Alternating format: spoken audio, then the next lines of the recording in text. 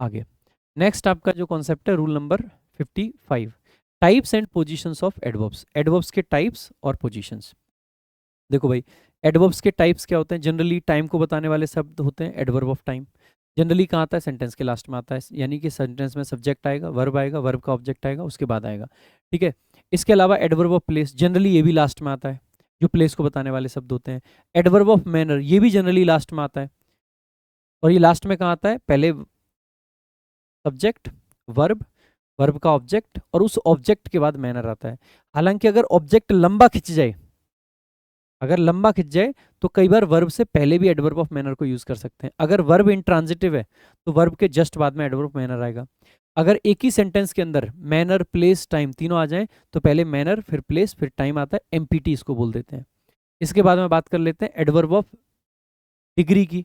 Degree का adverb सामान्यतः जिस शब्द को एम्फेसाइज कर रहा है, जिस शब्द की डिग्री बढ़ा रहा है, उसके साथ आता है। एडवर्ब ऑफ डिग्री है ना, डिग्री को बढ़ाने वाला एडवर्ब। इसके बाद बात कर लेते हैं एडवर्ब ऑफ फ्रीक्वेंसी। फ्रीक्वेंसी यानी कि जो आवृत्ति बताता है, कोई काम कितनी बार हुआ। फ्रीक्वेंसी के एडवर्ब दो टाइप के होते हैं, एक होता है डेफिनेट फ्रीक्वेंसी और एक होता है इंडेफिनेट फ्रीक्वेंसी। डेफिनेट फ्रीक्वेंसी को बताने वाले शब्द जैसे कि एवरी डे हो गया, एवरी अलग और डे अलग। एवरी डे जब सिंगल वर्ड होता है तो एडजेक्टिव होता है, जिसका मतलब होता है दैनिक। एवरी अलग लिखते हैं, डे अलग लिखते हैं, तो ये एडवर्ब ऑफ इंडेफिनेट फ्रीक्वेंसी होता है। और इसका मतलब बेसिकली प्रतिदिन होता है। तो every day, every month, daily, once, twice, ठीक है, इस टाइप के जो वर्ड्स होते हैं ये डेफिनेट फ्रीक्वेंसी होते हैं, और ये सामान्यतः लास्ट में आते हैं जहाँ पे टाइम वाला आता है। दूसरा होता है आपका एडवर्ब ऑफ इंडेफिनिट फ्रीक्वेंसी, जैसे कि ऑलवेज हो गया, हार्डली हो गया, रेयरली हो गया, सेल्डम हो गया, ठीक है। इसके अलावा ऑफन हो गया, ठीक है, समटाइम्स हो गया, ओकेजनली हो गया। ये सब एडवर्ब ऑफ इंडेफिनिट फ्रीक्वेंसी होते हैं। इनका प्रयोग वहाँ करते हैं जहाँ नॉट का किया जाता है, यानी कि हेल्पिंग वर्ब के बाद और मेन वर्ब के पहले किया जाता है। अगर आपका जो वर्ब है, मेन वर्ब, अगर वो बी की फॉर्म में है, जैसे इज, एम, आर, वॉज, वर, अगर मेन वर्ब बन जाए तो इसके बाद आता है, ना कि इससे पहले। इतना अगर आपको पता है ना, तो पूरा का पूरा एडवर्ब का पोजीशन और डिग्री वाला पार्ट पूरा खत्म हो जाता है आपका। देखो एक बारी, तो मैनर बेसिकली हाउ का रिप्लाई होता है, ठीक है। प्लेस बेसिकली वेयर का रिप्लाई होता है। टाइम बेसिकली वैन का रिप्लाई होता है। Frequency how often, degree how much.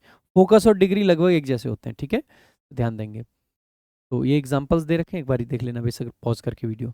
देखो आगे, सीक्वेंस ऑफ एडवर्ब्स की अगर हम बात करते हैं, जब मल्टीपल एडवर्ब्स आ जाएं तो पहले मैनर, फिर प्लेस, फिर टाइम। अच्छा, कई बार प्लेस और टाइम में भी क्या होता है कि एक ही, मतलब टाइम को बताने के लिए मल्टीपल शब्द आ जाएंगे।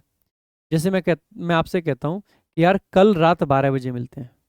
कल भी है, रात भी है, और 12 बजे भी है, तीनों टाइम ही तो है। मैं कहता हूँ कि 15 अगस्त 1947 को आज़ादी मिली, 15 अगस्त 1947 को रात 12 बजे आज़ादी मिली। तो अब आप कहोगे सर 12 बजे भी टाइम है, 15 अगस्त भी टाइम है, 1947 भी टाइम है, फिर कौन सा पहले लगाएं कौन सा बाद में? ध्यान रखना है, जो जितना छोटा होता है वो पहले आता है, जो बड़ा होता है वो बाद में आता है। तो जैसे हम कहेंगे we got freedom on 15 August, on मतलब we got freedom at 12 midnight on 15 August in 1947। यानी कि जो बड़ा फ्रेम होगा वो बाद में और जो छोटा होगा वो पहले। सेम प्लेस में भी कई बार ऐसा हो जाता है। लाइक मैंने कहा कि उस अ, राधिका उस गार्डन में पेड़ के पास रखी बेंच पर बैठी हुई थी। तो राधिका के लिए प्लेस अगर बताएंगे तो आप कहोगे सर बेंच पर, पेड़ के पास में, और गार्डन में। आप कहोगे सर तीनों प्लेस ही तो हैं, लेकिन अब देखो सबसे पिन पॉइंट एक्यूरेसी के साथ क्या है, बेंच पर। So Radhika was sitting on the bench. Bench कहाँ है? Near the tree. और ट्री कहाँ है? In the garden. तो जितना बड़ा होता जाएगा उतना पीछे जाता जाता है। अगर मल्टीपल एडवर्ब्स आते हैं तो ये भी ध्यान रख लेंगे, ठीक है। तो ही वर्क्स हार्ड, ये मैनर है। इन हिज ऑफिस, ये प्लेस है। और डेली बेसिकली आपका टाइम है। तो मैनर, प्लेस, टाइम, हमेशा ये भी ध्यान रख लेना आपको, ठीक है। फ्रीक्वेंसी का मैंने बता ही दिया। फ्रीक्वेंसी का पोजीशन जैसे always, often, rarely, never, usually, ये सब बेसिकली क्या है? इंडेफिनिट है। मेन वर्ब से पहले आते हैं, हेल्पिंग वर्ब के बाद आते हैं। अगर मेन वर्ब के रूप में इज, एम, आर, वॉज, वर आ जाए तो उसके बाद में लिखे जाते हैं, ठीक है। देखो आगे, तो he drives carefully always to office. सबसे पहले ही सब्जेक्ट है, ड्राइव्स वर्ब है। ही ड्राइव्स हाउ केयरफुली, तो मैनर तो बाद में ही आता है। लेकिन ऑलवेज इंडेफिनिट फ्रीक्वेंसी है, मेन वर्ब से पहले आएगा। तो ही ऑलवेज ड्राइव्स केयरफुली, और कहाँ के लिए कराता है? टू ऑफिस, तो ये प्लेस को बता रहा है। सी सब्जेक्ट है, comes here usually every Sunday. अब यूजुअली क्या है? आपको फ्रीक्वेंसी को बता रहा है सामान्यतः, तो यूजुअली को यूज यहाँ करेंगे। तो सी यूजुअली कम्स हियर। हियर आपका क्या है? आपको प्लेस है। एवरी संडे क्या है? फ्रीक्वेंसी लास्ट में आ जाएगा, ठीक है। I have visited there twice last year.